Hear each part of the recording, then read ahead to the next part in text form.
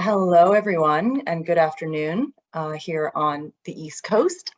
So thank you very much to everyone for joining us today. It is 2:05, so we're going to go ahead and get started. My name is Amber Cameron, and I, along with my colleague Angelica, are going to be presenting this seminar today, which is College Planning and College Admissions 101, presented by Potomac Oak Tutoring. And Angelica and I are both college counselors at Potomac Oak Tutoring. So in terms of our agenda today, we are going to send out a recording of this presentation. So no need to take notes or anything unless you'd like to. Please do ask your questions via chat. And you can ask those questions at any time. Those questions will go directly to myself. And then we'll go through the questions all at the end. That's to make sure, that we don't answer the questions during the presentation and that we don't have kind of duplicate questions and things like that. So we're going to be talking about three main areas today. Part one is what admissions officers look for when they are evaluating college application, evaluating a student's profile. Part two is I'm going to be presenting part two, what parents of 8th to 10th graders should know and be considering and thinking about. And Angelica is going to be presenting part three, what parents of 8th, 11th, and 12th graders must know. So even though we're each presenting kind of like a separate area, we do both provide advice and guidance for 8th graders all the way through 12th graders. Okay, so a little bit about our background. My name is Amber Cameron, and Angelica will also be presenting. And so we both are college admissions consultants for Potomac Oak Tutoring. My background is I studied math and psychology at Swarthmore College, a liberal arts school. And then I did a master's in organizational psychology at the London School of Economics.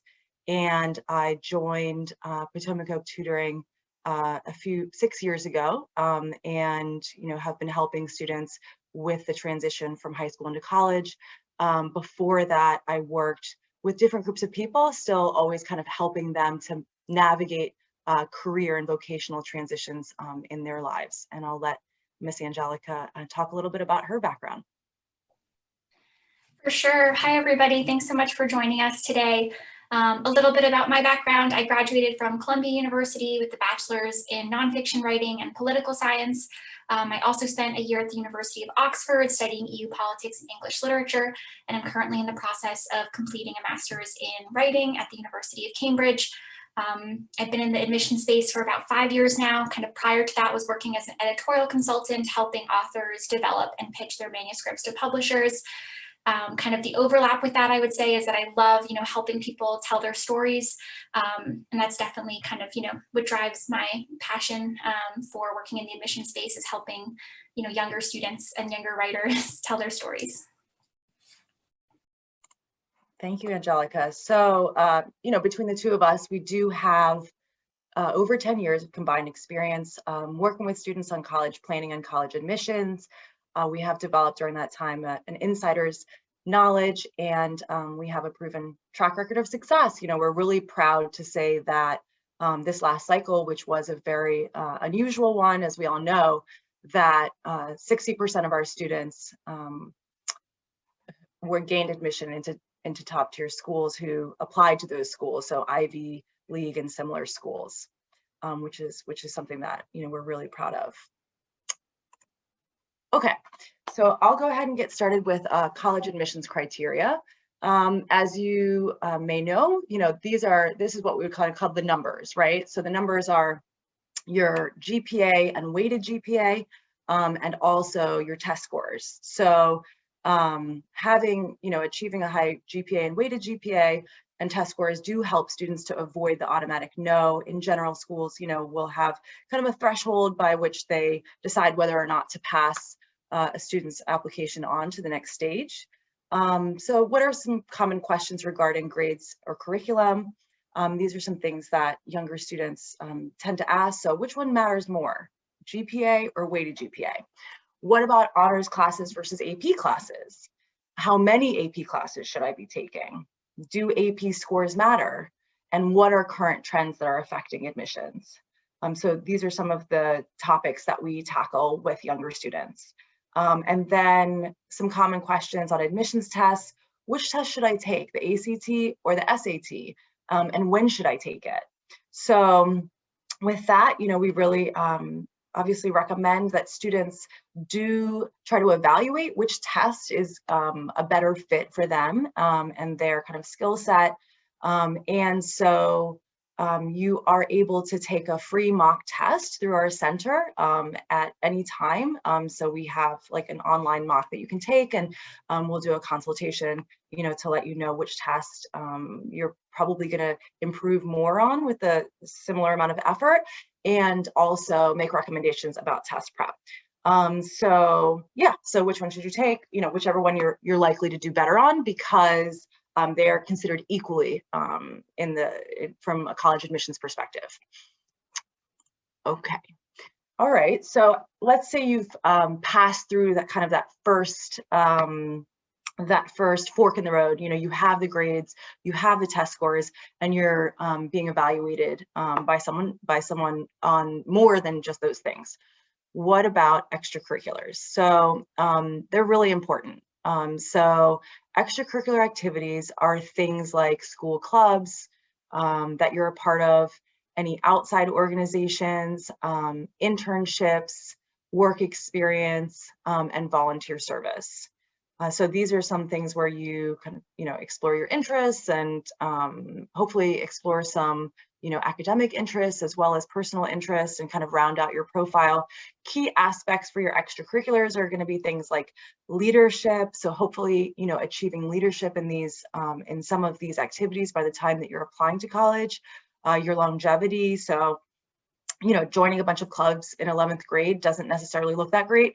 The depth of your involvement, and your passion. So, it's better to be more deeply involved in activities than kind of involved in a shallow way, right? So like I said, like maybe doing 20 things, but doing them once a year, is not as impressive as having kind of a real depth of involvement and impact in a few things.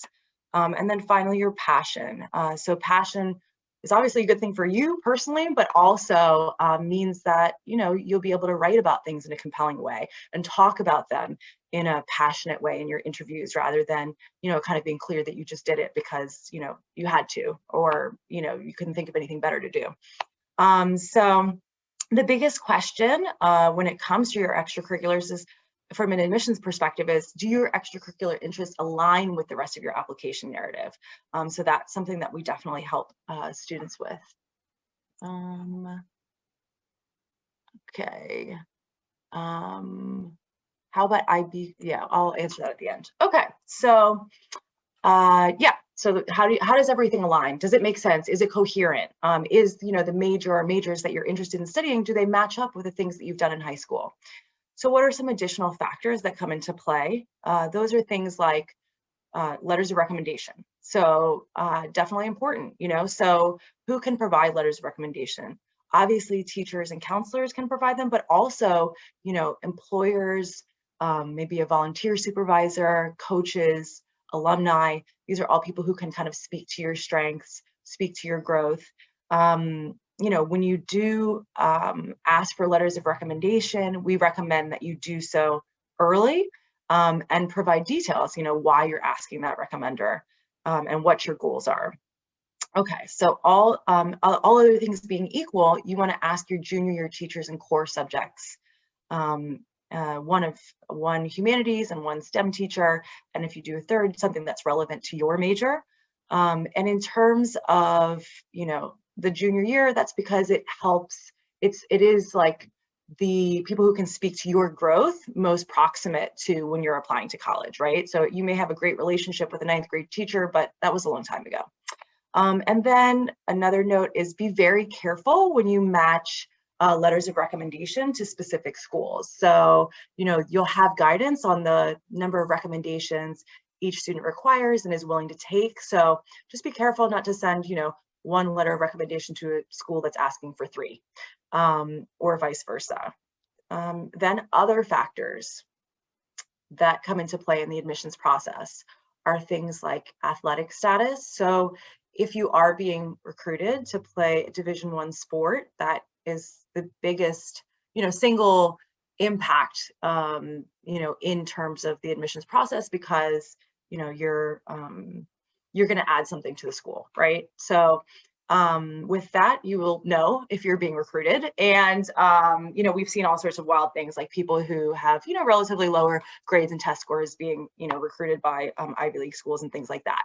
So athletic status, D2 and D3, it really varies, depending upon the school, what the impact is on the admissions process. And it's certainly not as strong as D1. Okay, musical abilities. So if you're able to add to what that school, if they need your specific musical talent for their school, and you're going to add again to their school, then that can also come into play. Okay, so next up is exceptional talent. So these are things like, being like a top 20 ranked mathlete or debater or something like that.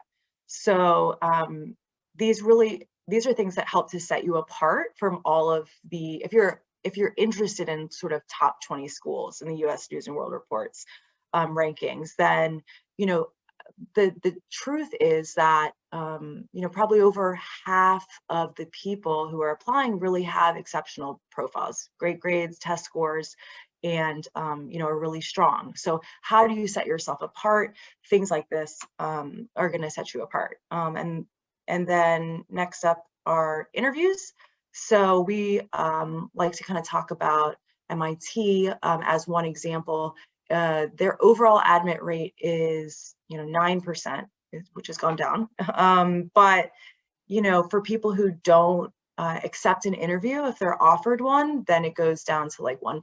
So if you're offered an interview, then it probably, you by MIT, you want to accept that. Okay, so legacy means if your parent or sibling or grandparent or someone like that attended the school. So that can have an impact as well. Some schools don't take it into account at all, like MIT, for example. Some schools like Penn, really do take it into account and urge, people who have legacy to apply early decision. We'll talk a little bit about early decision later. So that can have an impact as well. And then last factor is residency. So, our physical location is in Maryland. So for, students who live in Maryland, the University of Maryland system is their home system. So they'll receive preferential treatment for the University of Maryland and other schools that are in that system. And so these are for public institutions though, like that doesn't go for Johns Hopkins, for example. And so they receive preferential treatment. So do Virginia students for UVA, but, take into account that it kind of works the other way as well. So Maryland students are, relatively not as advantaged, right, as Virginia students when applying to UVA. Okay. All right, so here are some questions that we, kind of urge students who are in 8th to 10th grade and their parents to think about. So which high school is your student attending and why? What are their potential academic majors? Why? Are they being strategic in picking these goals? Are you tracking your students' trajectory via Naviance? So Naviance is a really nifty tool. It's sometimes called Family Connection, and some people don't have it at all. But what it does is it allows you to see school-specific results. So in the best possible case, how many students apply and are accepted from your high school to a specific college or university. It also provides data on each person who applies, their average, weighted GPA and SAT score or ACT score, and whether they were admitted or rejected or deferred. So with that, that provides a lot of data. You can see, okay, well, what are the expectations? What are the averages for students who are accepted to this school from my school? Because that can vary a lot across schools, across states, across regions, right? So it's really, really helpful. And if you do have Naviance, definitely urge you to take advantage of that tool and just kind of check out, okay, these are the schools I think I might be interested in. What are the expectations? What are the averages? Am I meeting those? So do their goals match their status? In terms of their, where they are with their grades and maybe some PSAT testing or other testing that they've done, mock testing. Does their curriculum match? So if not, so say you don't have the right, your curriculum isn't ideal for the thing that you say that you, or that you believe that you want to study. What can be done to alleviate your academic profile? If so, do they have a test prep timeline? Do these interests reflect what they're doing outside of school? When we talked about extracurriculars, that's a big one. We often see, students, applying, coming to us in 11th grade, and they say they want to study one thing, but they really don't have very much experience in it, if at all. And so it's a lot harder to address that in 11th grade than it is in 9th grade. So definitely be thinking about that. And also, like, it helps to just explore that thing that you think you're interested in and see if you really are interested in it, so is your student taking advantage of summer breaks? So we do talk with students about things like, volunteer programs, pre-college programs, different things like that that they can be doing to take advantage of their summers. Are you prioritizing properly? So is your allocation of time, kind of correct, right? Based upon, again, what your interests are and what you think you want to do in the future. And are you aware of, your overall breakdown of time and kind of the messaging, the narrative that you're creating? And what are your entrees versus your desserts? So your entrees are hopefully things that are going to be relevant to your narrative, to the majors that you're interested in studying. And then desserts are things that help to round you out. So while it's great to be doing relevant things, if you don't do anything else except for that one thing, you can end up appearing a little bit one-dimensional. So, yes, okay. So now I'm going to talk about the takeaways from last cycle, and a little bit about the current admissions landscape. So this is what we told our seniors at the beginning of the crisis, and it's turned out to be, totally true. The first thing was that testing optional isn't a cause for celebration, because while there are some winners and losers, right? Some people are great at testing, some people are not so great at testing. For the people who aren't so great at testing, it definitely was a bit of a boon for them. But overall, as we'll talk about on the next slide, it did make the pools larger, which makes it harder for everyone. Okay, so what came in to fill in that gap between that was kind of, left a void there because it was test optional? Everything else became more important. So academics and grades became more important. How challenging is your curriculum? What grades are you getting? Extracurriculars became more important.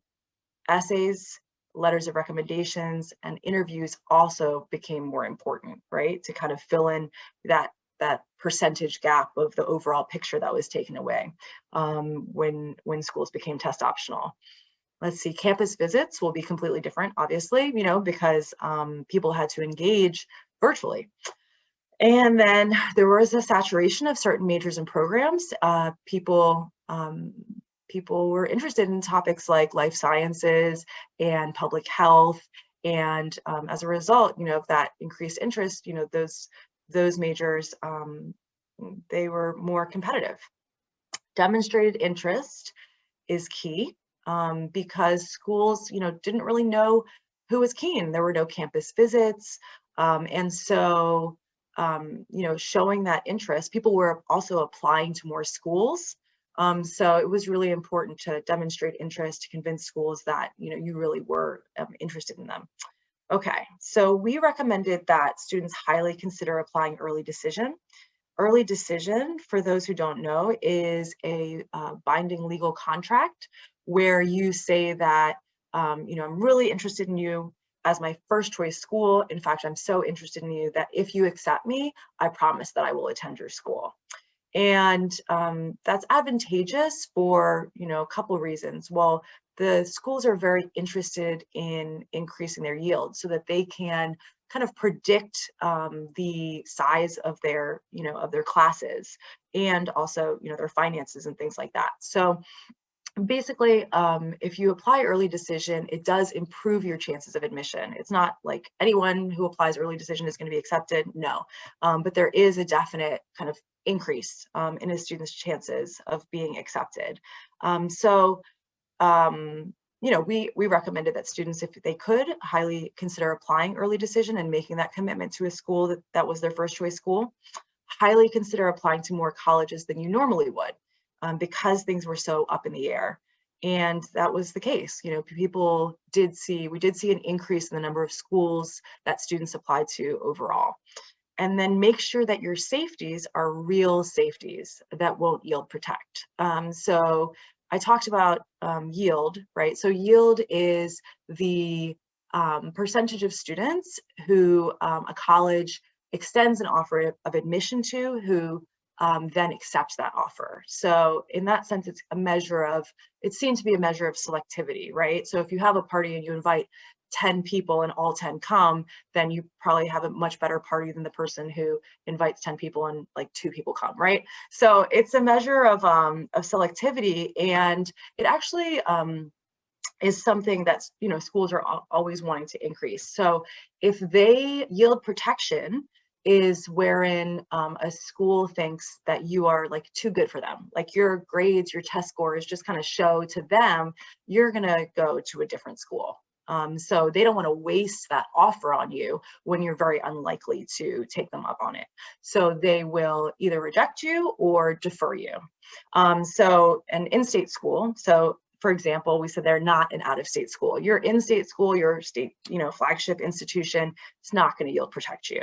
So make sure that your safeties are real safeties. Like, look at the data, be honest with yourself. Okay. All right. So just wrapping up these takeaways from this last cycle. Overall, it has been harder for everybody. Naviance was less reliable in terms of, the data from, the past years, because things were so different. Pools are likely to be bigger. That's something that we said last year, and that did prove to be true. So there's a couple of articles here that you can check out later, but as you can see there, the early decision applications rose by between 22% at Brown all the way to nearly a whopping 50% at Columbia. So that's a huge increase in the number of early decision applications. And at Yale and Harvard, applications under their restrictive early action option jumped by 38 and 57%. So restrictive early action, for those who don't know, also called single choice early action, means that you are pledging to only apply to one school early. So it's not a binding legal commitment in the same way that early decision is, but you're showing a preference for that school. So you can only apply to one private institution early. You're allowed to apply to public institutions early as well, because they don't consider those to be their competition. So so big pools are bigger. That made it harder. And then expected higher rates of deferrals due to wild yields. And then we did see that in the past year, definitely more deferrals that we had in prior years. So this second article is looking back at kind of what happened and predictions for this cycle. And there kind of a couple takeaways were that more students are going to continue to apply to early admissions programs, and like ED, for example, early decision, and that standardized tests are going to be optional, but preferred. So at the University of Pennsylvania, you had a breakdown that I think shows it pretty clearly, that of the students they admitted in the early round, 75% had standardized test scores and only 25% didn't. So if you don't have the scores, it's not, obviously, it's all test optional, but there's a clear preference for that data where it's available. Okay, so that's kind of the current, our learnings, our predictions, which came true, and learnings from the last cycle. I'm going to turn it over to my colleague, Miss Angelica, who's going to talk about some questions and different things that 11th and 12th graders and their parents can be, taking into account and considering. Great, thank you, Amber. So kind of, keeping everything in mind about, the current admissions landscape and, how it's shifted a bit and grown increasingly competitive. These are some of the kind of main questions that we address when working with our 11th graders and our students who are in our 11th through 12th grade kind of consulting program. So kind of some of the main questions that we talk about and that we really start our conversation with are, is your list of colleges balanced? So that means, having a healthy balance of colleges kind of across different categories, whether those be safeties, targets, reaches, extreme reaches. Are you being realistic, especially when it comes to safeties? Do your colleges fit you? Why are you applying to these places? Where are you applying early? And why have you decided, on that school? Why do you feel like it would be, a good fit? Why do you feel like you could contribute meaningfully there? Why do you feel like you could explore your interests there? Will you visit? If so, have you planned out those trips? That's really, really important in terms of, demonstrated interest and, actually making an effort to either go see a college and attend campus visits or, like we've said, kind of it's definitely the process of visiting schools has definitely shifted with COVID. So, making an effort to get onto online information sessions and such. Are you leveraging all contacts, at a school, whether that be a student leader, an admissions officer, maybe an alumni that will you interview? Who are your advocates? Who are the people that can best speak to your candidacy and your qualifications? Have you started brainstorming narratives for your application? Are you preparing supplementals?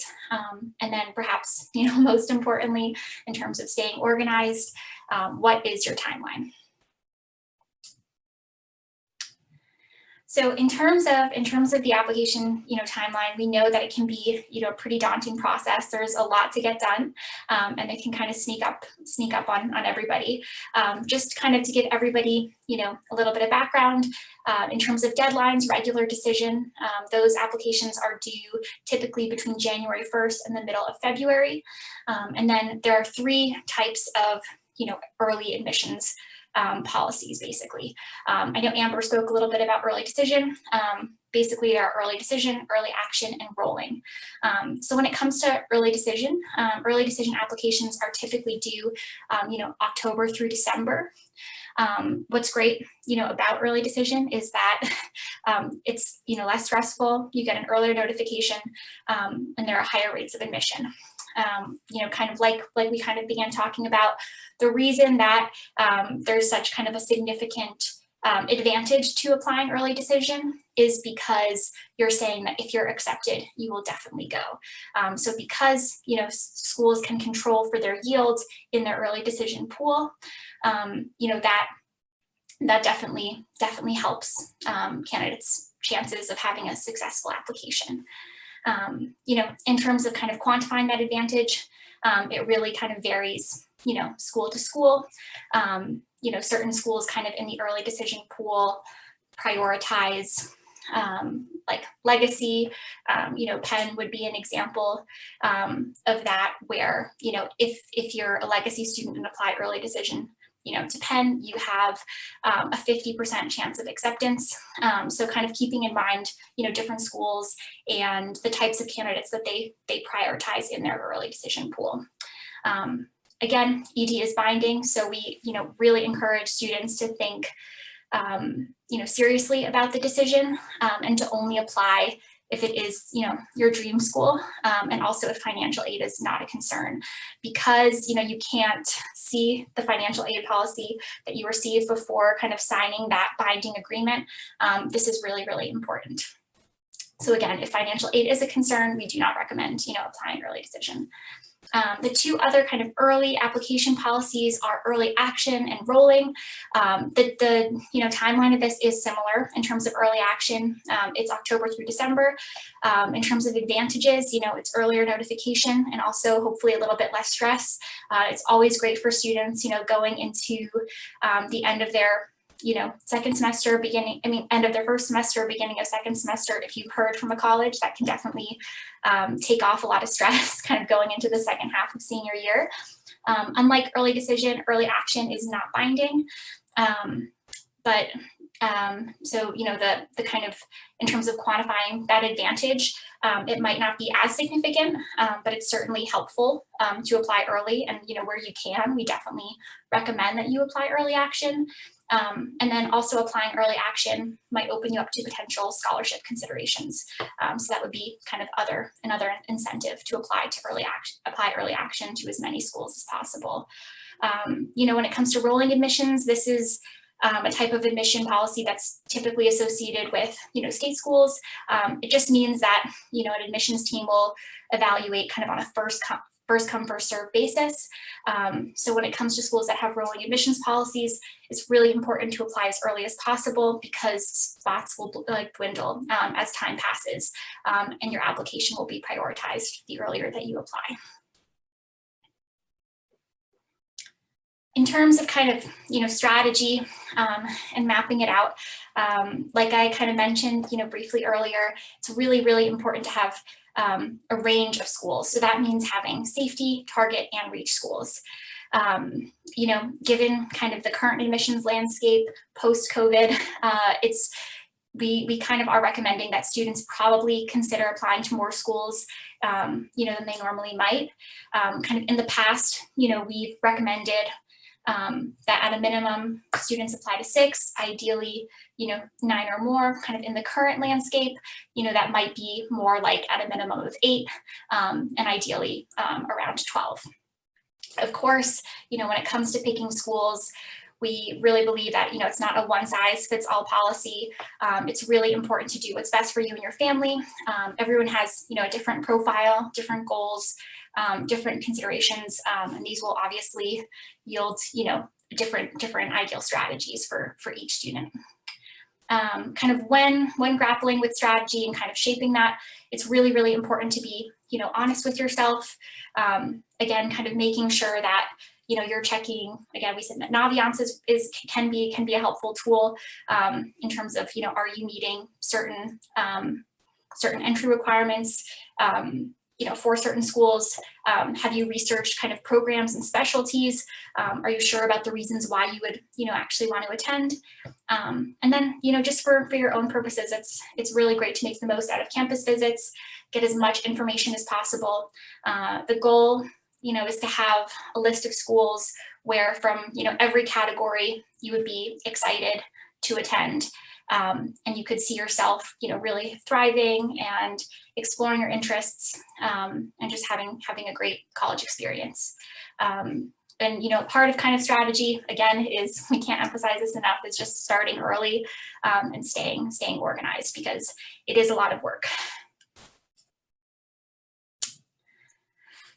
One thing, I think Amber did a great job of talking through kind of like what Naviance is, or Family Connection, as she said. It's a great resource in terms of seeing, how a specific school has evaluated candidates, from your school, and kind of getting context. That's definitely really, really useful. But it is, really, really important. And this is one thing that we work pretty intensely on with our students, to kind of take a tiered approach to admissions data. So not just looking at Naviance and not just looking at kind of overall, national averages, because there's definitely, there are kind of confounding variables in there. The data doesn't always tell the whole story. Kind of one example that I like to give that I think can be useful is kind of, this information from Carnegie Mellon University. As I'm sure many of you know, fantastic school in Pittsburgh, really known for STEM, and particularly just, great computer science programs in particular. Here we have kind of data from a student from Wooten High School. And like on their Naviance account, basically the information that we get is that, when applying to Carnegie Mellon, the average weighted GPA for Wooten was a 4.56 and a 34 ACT. And the national admit rate was around, a 19.75, so close to 20%. I think this can be misleading, just because if you look at, the acceptance rates and kind of the competitiveness of different colleges and programs at Carnegie Mellon, we'll see that there's, a lot of variation. So, for instance, DC, the Dietrich College of Humanities, that has an overall acceptance rate of about 22%, whereas SCS, or the School of Computer Science, has an overall acceptance rate of 7%. So in this case, Naviance is not accounting for the different schools that a student might be applying to. For a student who is applying to the School of Computer Science, we would expect kind of those average statistics to be much higher. So, a higher weighted GPA and a higher average of standardized testing. I think another important thing to mention is that, Naviance doesn't always account for certain kind of outliers, like it doesn't account for, whether a student was admitted as a sports recruit or whether a student was admitted with a legacy background as well. So these are all really important things to take into consideration when kind of researching programs and trying to create a balanced list.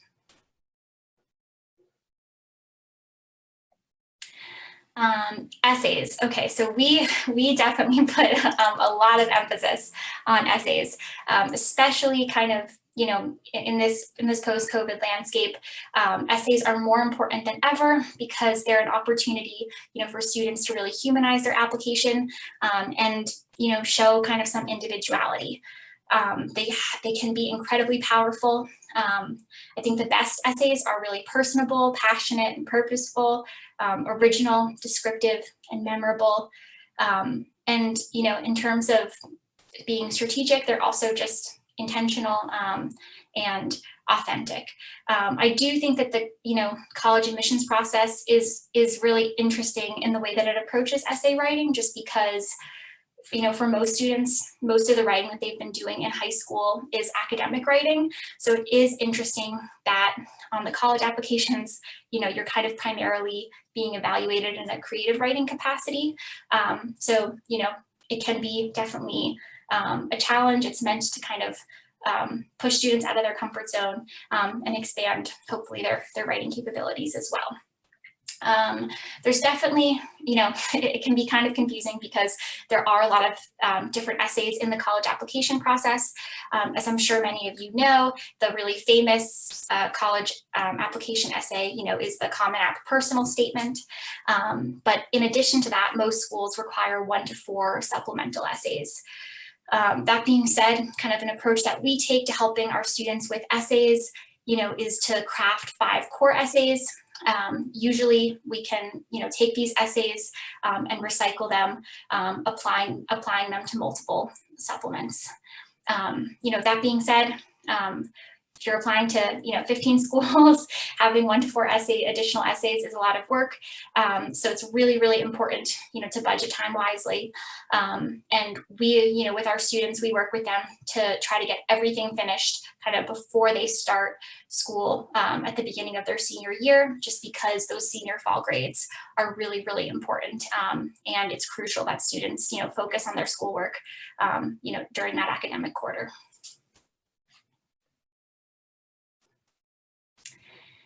In terms of, supplements and like what kind of those actually entail, like I said, it is really interesting that colleges kind of put this, premium on creative problem solving or creative thinking.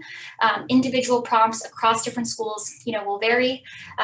Topics, that students might be asked to explore would be kind of their rationale behind applying. They might, in their applications, in their supplements, address themes like diversity, their major kind of area of study, interests that they have, influences, extracurricular activities, important events in their lives, also ethical dilemmas. These are all, topics that are commonly discussed. and can yield really fruitful and powerful supplements. We like to kind of give a couple of examples here. As I'm sure many of you have heard, and some supplements are a little bit more kind of straightforward and on the nose. Cornell has a question that's describe 2 or 3 of your current intellectual interests and why they are exciting to you, and why will Cornell's College of Arts and Sciences be the right environment in which to pursue your interests. This is what we call kind of like a why school essay, kind of combining, what a student's interests are and why they actually want to pursue them, at a specific school. Of course, in these, research is really key, getting as specific as possible as to not only, why you want to attend, but how you could meaningfully contribute, and like what are the specific ways in which you could meaningfully contribute to a specific school. The questions can also be a little bit more random and less kind of on the nose. To like maybe a little bit more, 2 questions that are a little bit quirkier would be the supplements at UVA and UChicago. What is your favorite word and why? Where is Waldo? These are some kind of infamous examples. What these questions I think are really pushing students to do is to kind of illustrate the way in which they think, in which they kind of creatively problem solve. And sometimes these types of questions can be a little bit daunting, but they can also be an exciting opportunity to write in a new way, and kind of push your capacity as a writer. And I am going to toss it back to Amber, who is going to talk you through our services. Thank you so much, Angelica. So I know that's a lot of content. Those are a sample of, the questions and the things and the aspects and the elements of both the process leading up to college applications and the college application process that we urge you to consider and think about and plan ahead for, and that we work on with our students. So in terms of our services, prior to junior year, we work with students on long-term planning. So that starts as early as 8th grade. We offer college planning services for 8th graders to 10th graders. So long-term planning includes things like test prep strategy, high school coursework, so what classes should you take if you're interested in a particular, kind of humanities field or a particular STEM field. Your extracurriculars, both in-school extracurriculars and outside of school, summer planning, as we talked about earlier, pre-college programs, internships, etc. And even if you don't work with us, we definitely recommend doing long-term college planning.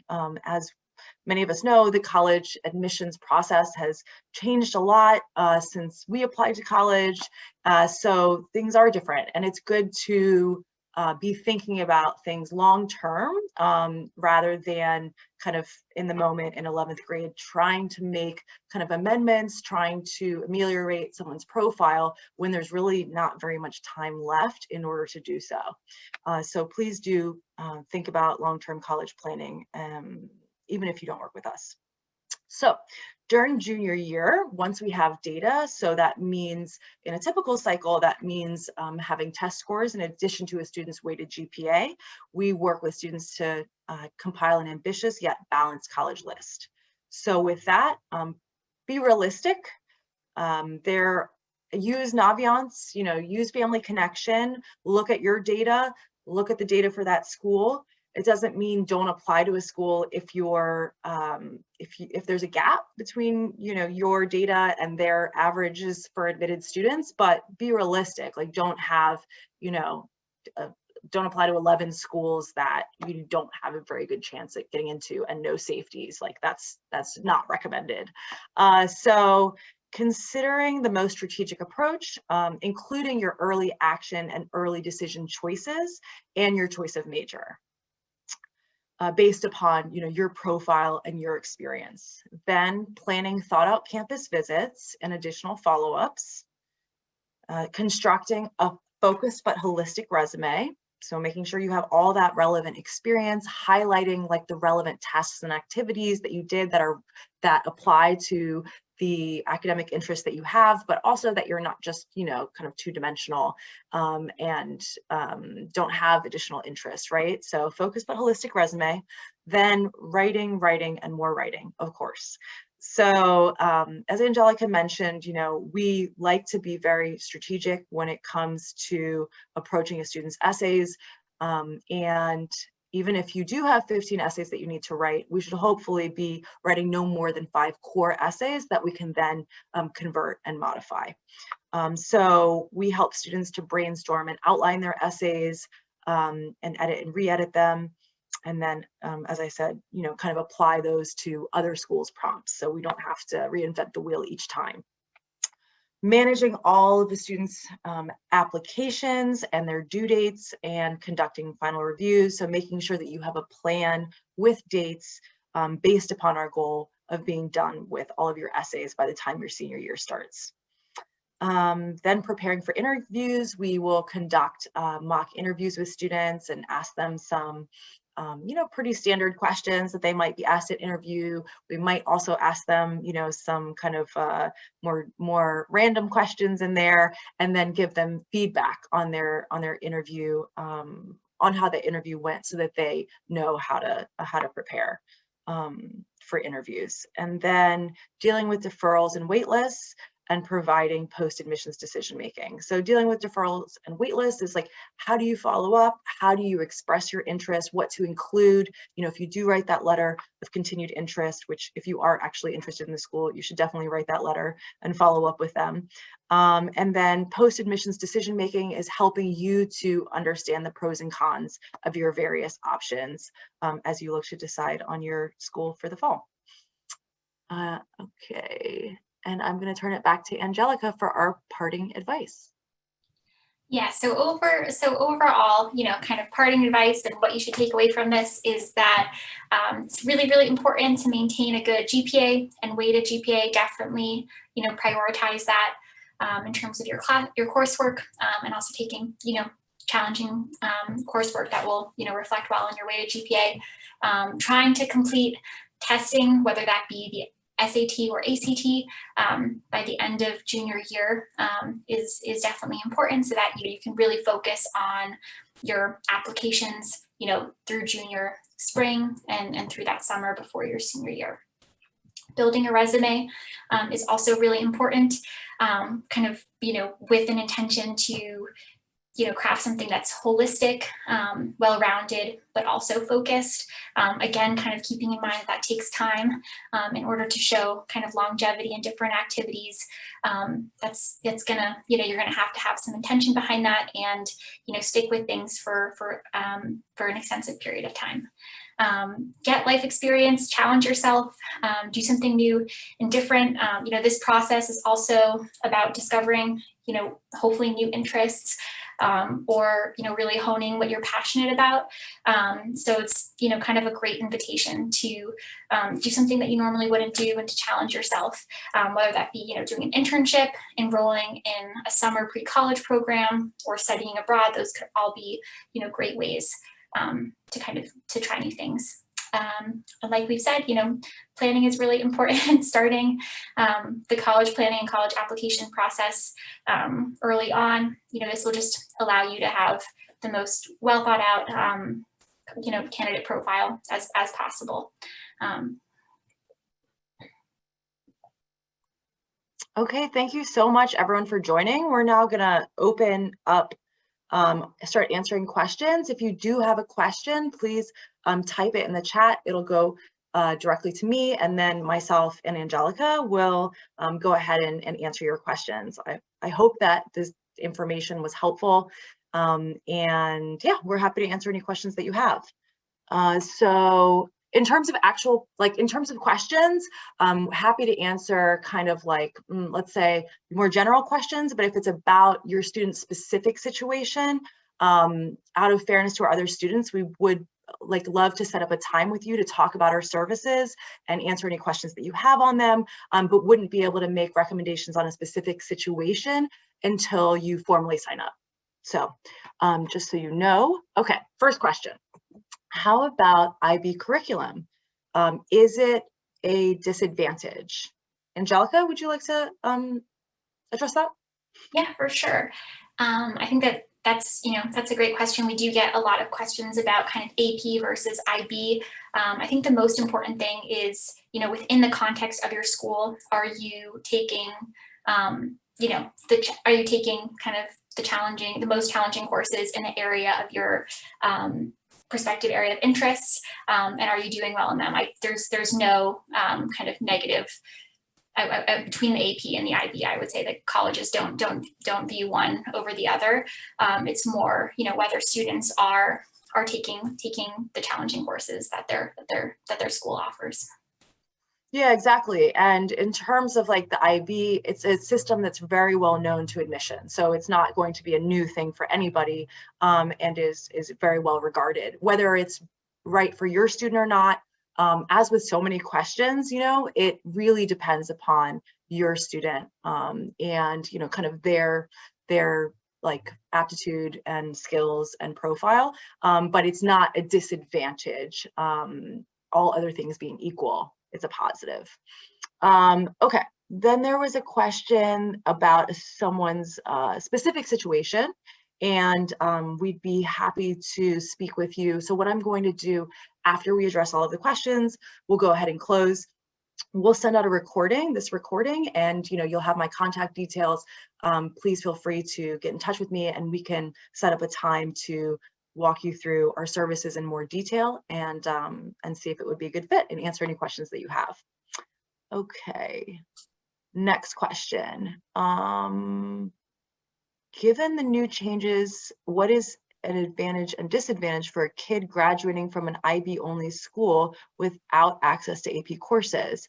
I would say for that, schools do take into account what a student's access is to different courses. So if you don't have AP courses, like you're not going to be like compared to someone who does have AP courses, right? You don't want to compare apples and oranges. You need to compare apples and apples. So that context is taken into account. Okay. Next question is, what should I focus on in freshman year? I am an 8th grader that recently finished school. Angelica? Yeah, that's a great question. Congratulations on finishing middle school. I hope that you have a great, great start to high school in the fall.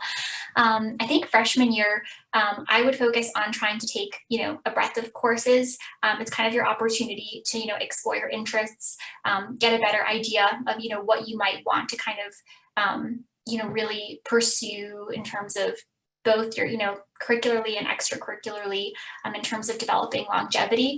I think freshman year is a great opportunity to try a bunch of things, challenge yourself, have new experiences, and really kind of put some thought into what you might want to, specialize in kind of over the course of the rest of your high school trajectory. Great, thank you. Next question is, do you advise students from all over the country? And yes, we do, absolutely. We work with students from across the country. So please feel free to get in touch if you'd like to talk through our services. Next question is, top schools usually need how many AP courses? So there's no requirement, for AP courses. That is a great question, because I think, again, it highlights, right, like the personal nature of college planning and of college consulting as well. But of college planning, it's like you should take the courses as rigorous a course load as you are going to do well in, right? And what that looks like is so specific to each student. So in general, like in Montgomery County, we have weighted GPA. Weighting, I know, looks different across the country, but in Montgomery County, you get a 4 for an unweighted class, and you get a 5 for an A. For an AP or honors class, you don't get like an extra brownie point for being, in an AP class. So they're both weighted the same. So we would rather see a student get an A in an honors course than a B in an AP course from the perspective of your weighted GPA. So it's very specific to each student. Does the number of AP classes matter? Is there a point of diminishing returns after a certain number? I think that just kind of speaks to the last point. in that you should take the most rigorous course load that you're going to be able to do well in, to perform well in. Okay, how about student portfolios for art or music package? Angelica? Yeah, sure. We do help students with, with art and music portfolios. I think that my recommendation, with those, as somebody who also was once, a high school student and submitting a music portfolio, is start as early as possible. You only, like, there is a potential for art and music portfolios to actually be harmful to your application. I think keep in mind that they are going to be evaluated, not by the admissions office at most schools, but by actual faculty in specific art departments. So, only submit a music or an art portfolio if it's something that you have kind of a proven track record in, and that you feel like it would be something that you would, contribute to that department. But it is something that we assist on, and it can be just also a great opportunity to kind of develop a portfolio of work that you feel proud of, and kind of expand upon in college. Great. So next question is, what would be some interesting achievements that colleges would consider looking into, like art contests, sports awards, etc.? That is a great question. And that's definitely something that we work on with our college planning students. So we will kind of, advise them on different contests that they can be considering for the area that they're interested in. So that is something that we would work with students on after they've, formally signed up for their for services. But I think there's probably also resources online if you wanted to look into those as well. But really good question, because it is so important, because it's so competitive, especially at the top 20 schools, to be thinking about setting your, how to set yourself apart from the other students who are going to be applying to the schools and who have amazing profiles in terms of their grades and test scores and all the classes that they've taken. Like, bottom line is over 50% of the students are going to have that most likely. So just by having that, it's necessary, but not sufficient, And so I think that's a big part of the education too, like for students, is just realizing like, okay, I have this, the best GPA, I have the top, test score, but that's not enough, for the top 20 schools. So that's a really good thing to be considering, and something we'd be happy to speak with you more about. Okay, next question is, if do sports without competition, is it valuable or not? That's a very good question. So if you do sports without competition, is it valuable or not? Sports are something that are not going to come into play in the college admissions process unless you are being recruited, right? By, like, to do D1, that's going to be a huge impact, D2, D3 potentially, but lesser, right? So it's not going to be something that is going to really come into play in the college admissions process unless you're being recruited. Okay, someone wrote, I don't understand that. Was that to my question? I'm not sure what your question was, sorry. Okay. Next question is getting a recommendation from a sophomore year teacher bad? I have a really good connection to a teacher, but he doesn't teach anything else other than the class I took in sophomore year. Angelica? Yeah, sure. I think it would definitely, be preferable to get kind of core recommendations from your junior year teachers. Of course, like, there are some exceptions just with COVID and kind of remote learning coming into play, and maybe it being more difficult to get a recommendation from a junior year teacher. But if possible, we would definitely recommend getting a recommendation from a junior year teacher. I think a recommendation that I would maybe have would be, maybe you get like a letter, like a personal recommendation from that teacher for schools that, offer that have, that let you submit more letters of recommendation, or would maybe to try to do some type of independent study with that teacher, senior year. That could also be a way to approach it. Yeah, and that's definitely something, like, each student's individual situation, like, completely agree with Angelica. That's something that we discuss with our students as well, is like, okay, well, this is the ideal, this is your situation, what do we recommend? And of course, that really depends on what a student's options are. And I don't, like, I don't really know exactly what the other options are, so hard to advise you specifically on that situation, but something that we talk about with our students. Okay, any separate consult needed? I'm not sure what that means, but if you would like to speak with us and talk with us about our services that we offer for college planning or for college consulting. As I said, I'm going to send out an email to everyone after our presentation with the recording, and we'd be happy to set up a time to speak with you, one-on-one and answer any questions that you have. Okay. Thank you so much for all these questions, by the way, they're really great. Okay, so we are located in the Midwest, and if we choose to participate in your service, how would the service take place, and would it be as effective as in-person service? Wow, great question. So if you chose to participate in our services, the service would take place via Zoom, virtually. Angelica and I are both remote consultants. So regardless of if you were here, like in Montgomery County, it would still be virtual. So we both work virtually. And would it be as effective as in-person service?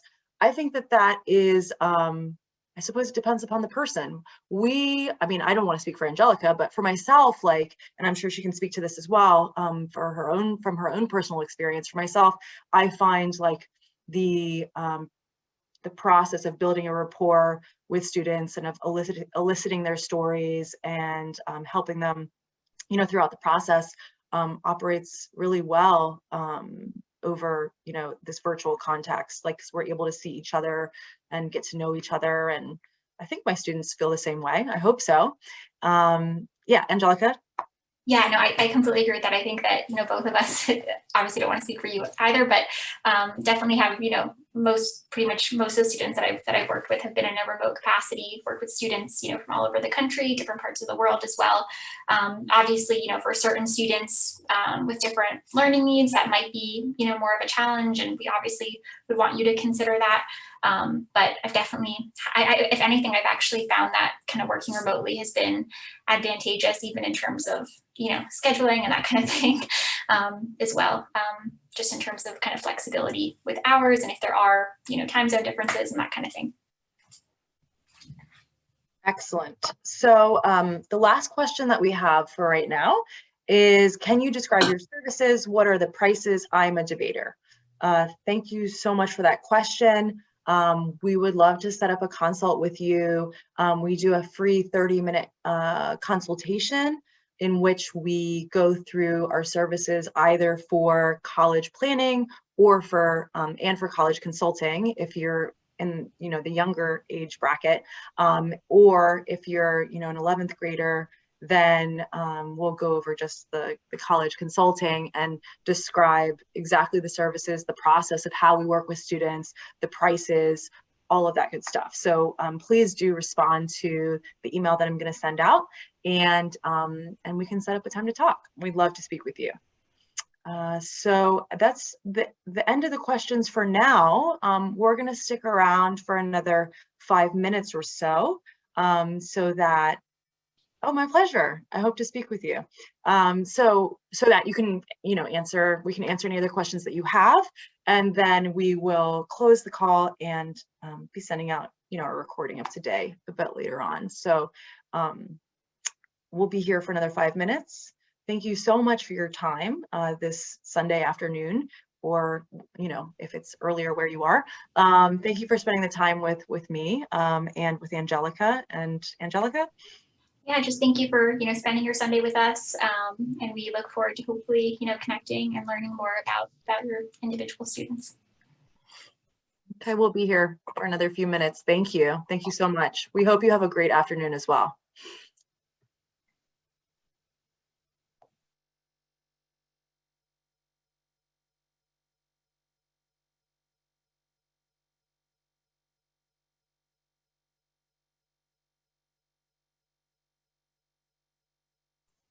Thank you so much, everybody. We look forward to connecting with you and do hope to hear from you soon.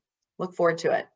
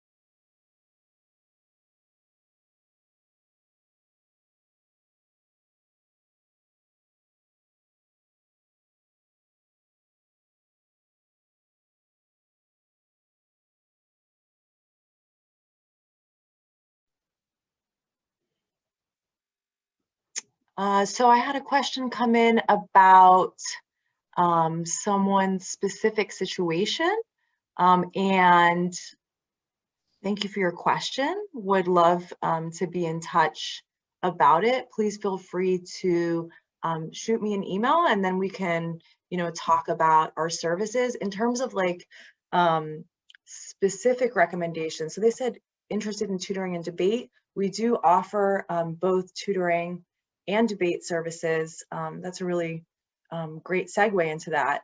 So I didn't give background on our company. So we offer both academic and test prep tutoring.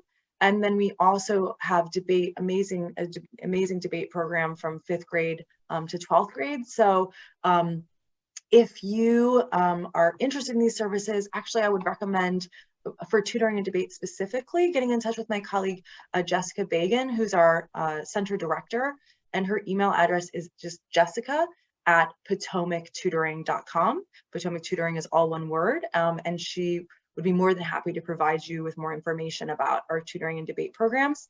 And for college prep, in terms of that, during our consultation, we will explain our services, like the way that we work with students. In terms of the college, like preparing for his college applications, I would say I recommend, for a rising 12th grader, we started working with some of our students as early as January, but we are also starting to work with students now as well. But, kind of sticking to that timeline that Angelica talked through, which is, try to get all of his essays done, and certainly for early decision and early action schools by the end of the summer, by the time school starts in September. So that would be the recommendation. And then in terms of kind of how to do that, that's something that we can talk about more specifically in a consultation with you. But we aren't able to make kind of answers questions about a student's specific situation until they, formally sign up with us. So yeah, that's basically that. But we'll talk you kind of through the services and answer any questions that you have regarding the services. Okay, sure. You're welcome. My pleasure. So we'll just stay online here for another couple of minutes before we close up.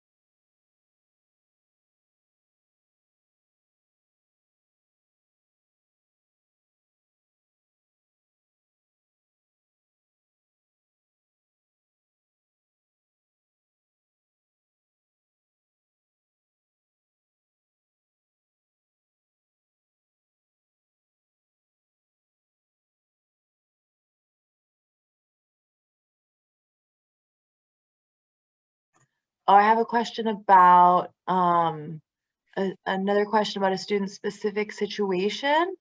And seems like your student's a really excellent student.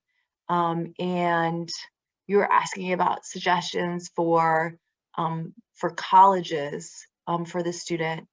And that is something that we would be able to talk about, with a student after they've already signed up for our services. But the first step, because, we don't know, I don't know your student's full profile, right? These are just like a few elements. We really need to be able to know a student's full profile before we make recommendations, and we do that after a student has signed up for services. So what would be great is if, as a next step, is if you can, reach back out to me after I send you an email, and then we can set up a time to talk you through our services and answer any questions that you have regarding our college consulting services.